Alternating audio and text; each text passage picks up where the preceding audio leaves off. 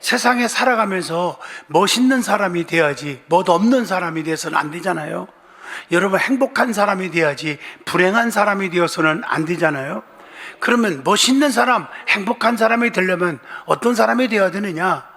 여러분, 할 수 있습니다 라고 말하는 긍정적인 사람, 제가 할게요 라고 말하는 능동적인 사람, 무엇이든지 다 도와드리겠습니다 라고 말하는 적극적인 사람, 기꺼이 해드리겠습니다 라고 말하는 헌신적인 사람, 잘못된 것은 내가 즉시 고치겠습니다 라고 말하는 겸허한 사람, 참 좋은 말씀입니다 라고 하는 수용적인 사람, 이렇게 하면 어떻겠습니까 라고 자꾸 뭘 도와주려고 하는 협조적인 사람, 대단히 감사합니다 라고 하는 감사할 줄 아는 사람, 이 순간 할 일이 무엇이 있습니까?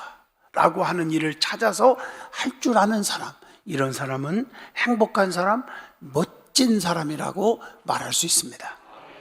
누구나 이런 사람이 될 수 있으니 참으로 행복하고 감사한 일이 아니겠습니까? 오늘 이 시간에 멋진 사람으로 바꿔지면 됩니다. 말로도 그렇게 바꾸고 행동으로도 바꾸면 됩니다. 우리 주님께서 내 안에 계실 때 우리는 무엇이든지 기도하기만 하면 다 들어주신다 했어요. 요한복음 15장 7절에 너희가 내 안에 거하고 내 말이 너희 안에 거하면 무엇이든지 원하는 대로 구하라. 그리하면 이루리라. 약속하고 있습니다. 내 안에 주님이 계시면 돼요. 그리스도의 영으로 성령 충만하고 그러면 돼요. 그래서 그리스도의 영이 없으면 그리스도의 사람이 아니니라. 로마서 8장 9절에 말씀을 주고 있습니다. 즉, 내 안에 주님으로 충만하여야 합니다. 이것이 성령 충만한 삶입니다. 성령 충만한 삶은, 그렇게 사는 사람은 성령님이 모든 것을 다 인도해 주시고 지켜주시고 보호해 주십니다. 성도는 또한 성령님이 인도하는 대로 움직여야 반드시 기적이 일어납니다. 반드시 축복이 있습니다. 그러면 성도가 누구입니까? 성도는 구별되게 사는 사람이라 이렇게 해석을 하죠. 우리를 하나님께서 특별히 구별하여 자녀 삼아 주시고 우리를 책임져 주십니다. 그러면 성도가 성도답게 살려면 어떻게 살아야 하는지, 오늘 본문을 중심으로 성도의 삶이란 제목으로 저와 여러분이 같이 깊은 은혜의 시간이 되기를 바랍니다. 첫째, 성도는 그리스도와 관계 속에서 살아가는 자들입니다. 세상에서도 보면 이 관계가 아름다울 때 행복을 느끼고 형통의 복을 누리거든요.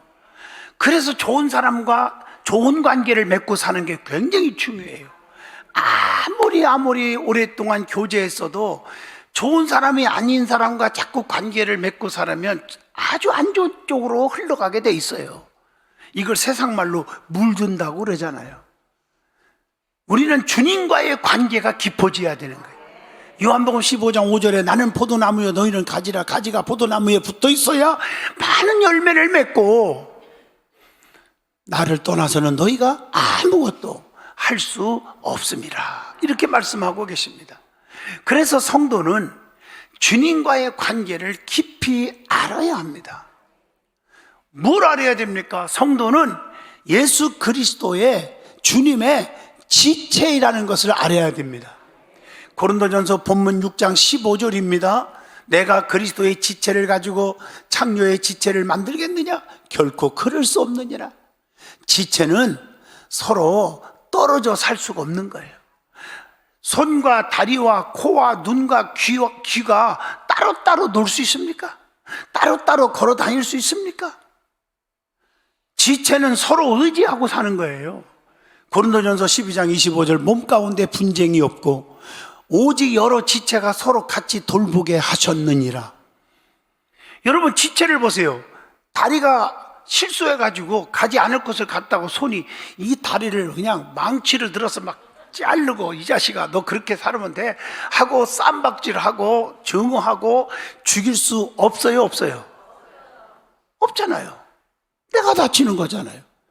교회 안에 성도와 주의 종은 모든 게 하나의 지체인데 특별히 그리스도 안에서 그리스도의 지체란 말이에요.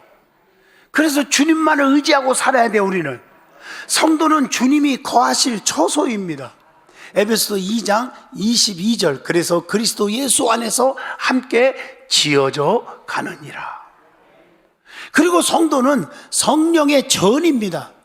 본문 고린도전서 6장 19절입니다. 너희 몸은 너희가 하나님께로부터 받은 바 너희 가운데 계신 성령의 전인 줄을 알지 못하느냐. 너희는 너희 자신의 것이 아니라 그랬습니다. 그리고 성도와 주님과의 관계를 나타내는, 이해하기 쉽게 하기 위해서 비유로 말씀한 게 많아요. 비유로 깨닫게 해주려고. 이 비유의 목표를 한번 종합해 보니까 주님 떨어져서는 우리는 아무것도 못하고 아무것도 살 수가 없다, 그것을 심어주기 위한 비유입니다. 그래서 요한복음 15장 1절에 나는 참 포도나무요 너희는 가지라, 설명 안 해도 아시겠죠? 또 요한복음 10장 11절에 나는 선한 목자라, 선한 목자는 양들을 위하여 목숨을 버리거니와 목자와 양으로. 마태복음 25장 1절 신부와 신랑으로. 신랑과 신부가 떨어졌다 만났다 떨어졌다 그럴 수 없잖아요. 대답 안 한 분은 좀 의심스럽네. 이해가 되시냐고요? 그리고 마태복음 24장 45절 종과 주인 사이요, 충성스러운 사람이 되라는. 또 스승과 제자요, 마태복음 10장 1절 스승과 제자요. 제자가 엘리사가 엘리야 스승을 끝까지 쫓아가서 갑절의 능력을 받아내잖아요. 안 떨어지니까 결국에 헤어지지 않고 끝까지 같이 함께 하니까 갑절의 능력을 받아내잖아요. 힘든 과정을 다 거쳤어도. 그러면 성도가 주님과 깊은 관계를 맺어야 되는데 그 관계 맺음 속에서 얻어지는 유익이 있고 축복이 있단 말이에요. 아니 유익이 없으면, 도움이 안 되면 뭐 때문에 관계를 맺고 삽니까? 시편 138편에도 주님과 깊은 관계를 맺고 떨어지지 않으면 여호와께서 간구하시는 날에 응답하시고 네가 기도하기만 하면 다 들어준다, 이런 유익이 있단 말이에요. 그러면서 8절에 여호와께서 보상해 주시리라. 뭔가 있다니까요. 그 관계를 맺으면 유익이 있어요. 무슨 유익이 있을까요? 열매를 맺는 축복이 와요. 요한복음 15장 5절 너희가 나를 떠나서는 아무것도 할 수 없다, 많은 열매를 맺는다 그랬잖아요. 그리고 하나님과의 언약을 맺어. 언약, 시편 50편 5절에 언약한 이들이니라 하시도다. 뭘 통해서? 이 제사로 통해서. 이 제사라는 말은 오늘날 예배입니다. 예배를 통해서 언약의 성취가 이루어져요. 하나님이 야 사랑하는 아들아, 저도 기도하면서 주의 음성 너무 많이 들었죠. 내가 너와 함께하리다, 놀라지 말라, 네 하나님이 됨이니라.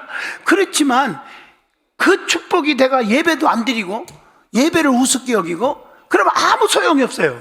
예배를 통해서 성경에 분명히 말합니다. 그 언약을 이루게 하신다 그랬어요. 오늘 이 예배를 통해서 하나님이 여러분들을 보장해 주는 언약의 축복이 이 시간에 이루어질 줄로 믿습니다. 그리고 하나님의 절대적인 사랑과 보호를 받아요.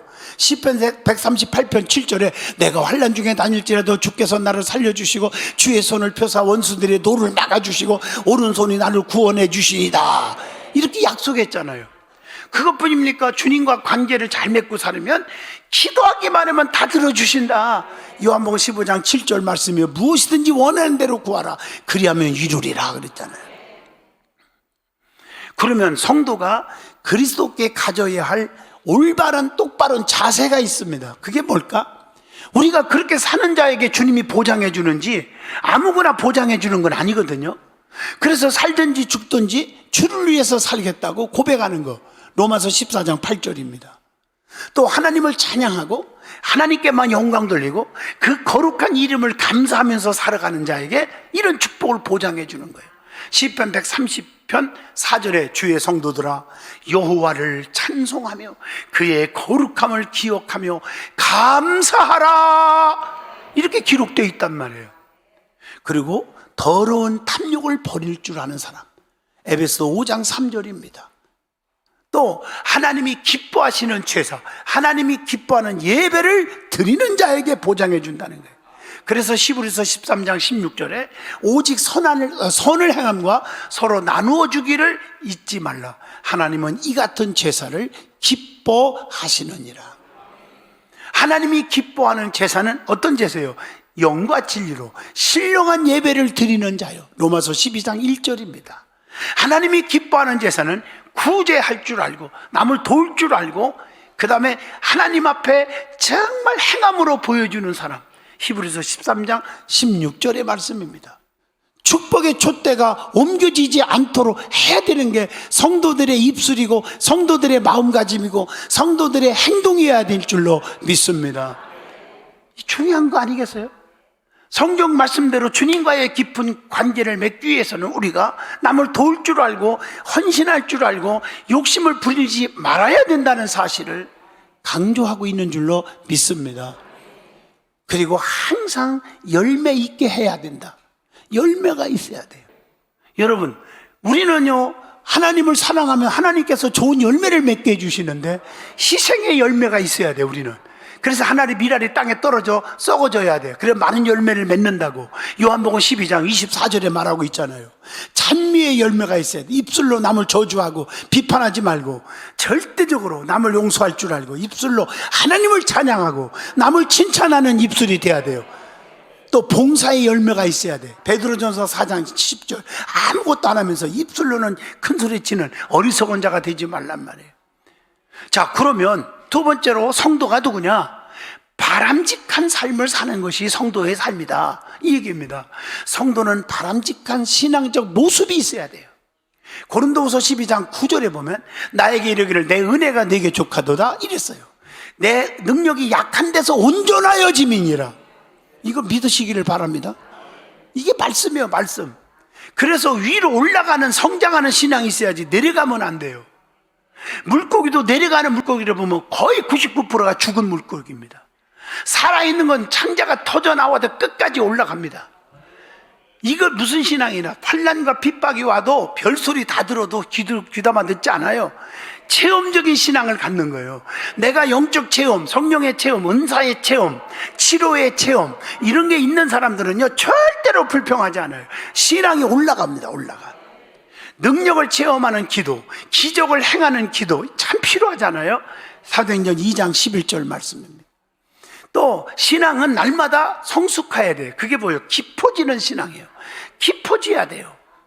또 앞으로 전진하면서 성취하는 신앙이 필요합니다. 빌립보 3장 13절의 말씀입니다. 그래서 계속 달려가는 신앙. 빌립보서 3장 12절 보세요. 자, 오직 내가 그리스도 예수께 잡힌 바 된 그것을 잡으려고 앞으로 달려가노라. 달려가는 거예요. 뒤로 믿음이 후퇴하지 말고 앞으로 달려가라는 거예요. 예수님께서도 하나님이 보내신 목적을 어떻게 했어요? 이루었잖아요. 그래서 십자가상에서 요한복음 19장 30절에 다 이루었다 하시고 머리를 숙이니 영원히 떠나가시니라. 하나님의 뜻이 이루어지기를 기도하고 또 기다려야 한다는 거예요. 마태복음 6장 33절 그래서 의를 구하라는 거예요. 그리하면 이 모든 것을 더하여 주시리라. 여러분 이게 얼마나 중요한데요. 또 성도의 바람직한 믿음의 모습이 있어요. 그게 무슨 믿음일까? 겸손한 믿음입니다. 그래서 빌립보 2장 3절에 아무 일이든지 다툼이나 허영으로 하지 말고 오직 겸손한 마음으로 각각 자기보다 남을 낮게 여기라. 많이 배웠다고 목에 힘주지 말고 많이 가졌다고 힘주지 말고 높아졌다고 힘주지 말고 겸손하게 살아라. 그리고 끈질긴 믿음이 중요해요. 누가복음 18장 5절처럼 끈질기게 매달리니까 불의한 재판장도 귀찮아서라도 들어줬다. 끈질기게 매달려 보시기를 축복합니다. 그리고 간절한 믿음입니다. 마태복음 15장 27절 말씀 수르보니게 여인처럼 올소이다. 개들도 상 아래 버려두는 부스러기라도 주워 먹지 않습니까? 그때 주님으로부터 여자여 네 믿음이 크도다. 네 소원대로 되라. 귀신 들린 딸이 깨끗이 나은 줄로 믿습니다. 그리고 충만한 믿음입니다. 마가복음 9장 24절입니다. 그래서 나의 믿음 없는 것을 도와달라고 기도하는 큰 믿음 가지시기를 바랍니다. 예? 마태복음 15장 28절 말씀처럼 말입니다. 큰 믿음. 그러면 우리가 신앙생활하면서 하나님의 자녀, 성도들은 이 땅에 살면서 절대로 신앙생활하면서 멸시해서는 안 될 일이 있습니다. 뭘까요?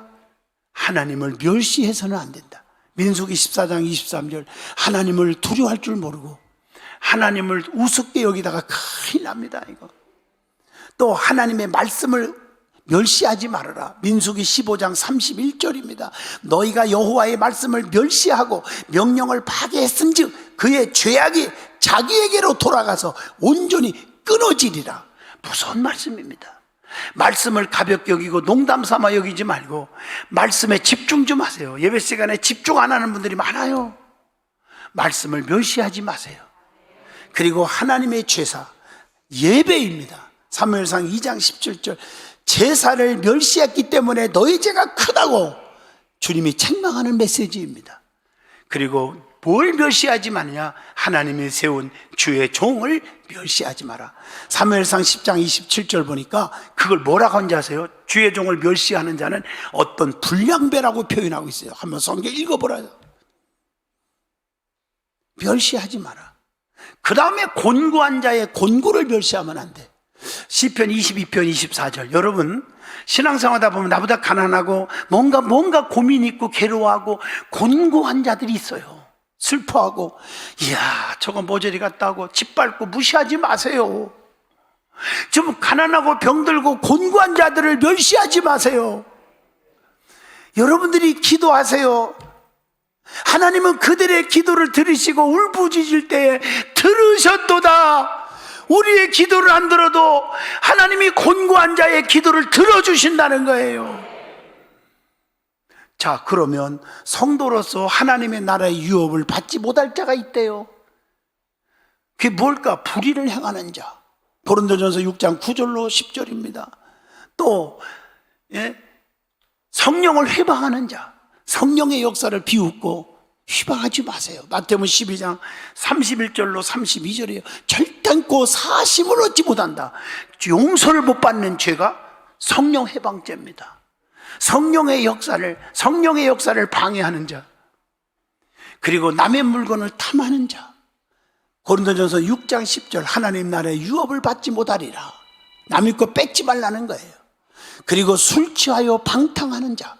누가복음 21장 34절, 유업을 이을 수가 없다는 거예요. 그리고 이웃을 욕하는 자, 주변 사람들을 욕하고 핍박하고 막 짓밟고 능욕하고 힘들게 하고, 여기 뭐라겠어요? 미련한 놈이라 하는 자는 지옥불에 들어가게 되리라.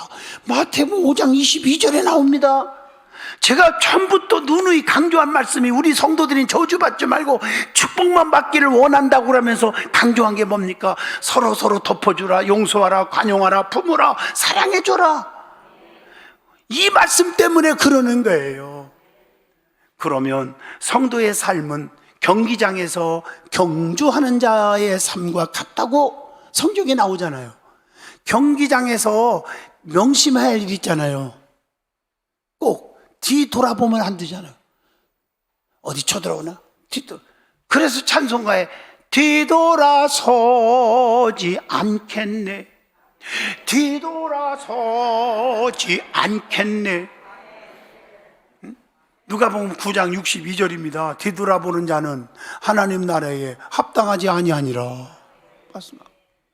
그리고 모든 일에 절제할 줄 알아야 돼. 고린도전서 9장 25절입니다. 그리고 자신과 싸워서 이겨야 돼요. 고린도전서 9장 27절. 이길 수가 없어. 그리고 법대로 해야 됩니다. 잘못하면 안 됩니다. 디모데후서 2장 5절입니다. 그래야 면류관을 받을 수 있다 그랬어요. 그리고 항상 깨어 있어야 한다. 고린도전서 15장 34절입니다. 늘 깨어서 기도하고, 늘 깨어 있어야 돼요. 그리고 낙심하지 말아라. 갈라디아서 6장 9절, 선을 행하되 낙심하지 말지니. 저를 두고 하는 말씀이에요. 이게 주의 일 해놓고 낙심하지 마라. 포기하지 아니하면 때가 이름에 거두리라. 그리고 성도는 교회에서 덕을 세워야 돼. 덕을. 성도가 교회에서 덕을 세우기 위해서 피해야 할 것들이 있어요. 뭘 피해야 될까? 믿음이 약한 자를 고려하지 않는 행위를 피하라. 로마서 14장 13절. 또 시기와 분쟁과 당파의 의식을 피하라. 같이 있지 마라. 함께. 고린도전서 3장 6절로 7절. 나는 심었고 아볼로는 물을 주었으되 자라게 하시는 분은 하나님이다. 그리고 사랑이 결여된 행위를 피해야 된다. 고린도전서 13장 1절로 3절입니다. 교회는 가장 중요한 건 사랑입니다. 그리고 자기 자랑으로 하는 은사의 남용을 피해야 된다. 고린도전서 14장 5절. 그리고 또 항상 우리 속에서 어리석은 변론과 교훈을 피하라. 곁눈질하지 말아라. 디도서 3장 9절. 쓸데없는 부정적인 말이 아무리 똑똑한 사람의 말에도 가까이 하지 말고 듣지도 말아라. 함께 물들어 망한다는 거예요. 그리고 성도가 늘 깨어 있어야 할 이유가 있어. 왜 깨어 있어야 할까? 깨어 있어야 할 말씀의 참뜻을 깨달을 수 있기 때문에. 지난 철야 예배 때 은혜 받았잖아요. 깨어 있어야 된다. 주님이 언제 오신다? 도적같이 말이라. 예고 없이 갑자기 온다니까. 그래서 시편 119편 18절에 내 눈을 열어서 주의 율법에서 놀라운 것을 보게 하옵소서. 깨어 있어야 하나님의 역사하심을 알 수 있기 때문입니다. 이사야 26장 19절입니다. 주님의 재림이 부식간에 있을 것이기 때문에 늘 깨어 있어라. 그때 그날은 알지 못한다. 마태복음 25장 13절에 예고하고 있습니다. 깨어 있어야 하나님의 깊은 뜻을 알 수 있기 때문임을 데살로니가전서 5장 16, 17, 18절을 통해서 교훈합니다. 그리고 주님이 구원하실 날이 임박했기 때문에 로마서 13장 11절로 12절에 깨어 있어야 합니다.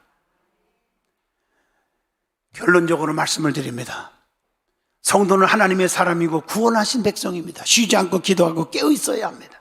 하나님의 자녀로서 하나님 백성답게 살면 하나님의 오른손으로 붙잡아 주시고 책임져 주십니다. 이사야 43장 1절로 4절. 너를 창조하신 여호와께서 지금 말씀하시니라. 이스라엘아, 너를 지으신 이가 지금 말씀하시느니라. 너는 두려워하지 말라. 내가 너를 구속하였고 내가 너를 지명하여 불렀나니 너는 내 것이다. 네가 물 가운데로 지날 때에 내가 너와 함께 할 것이니라. 강을 건널 때도 너를 지켜주신다. 불꽃이 너를 사리지도 못하게 할 것이다. 대전하는 여호와 하나님이라.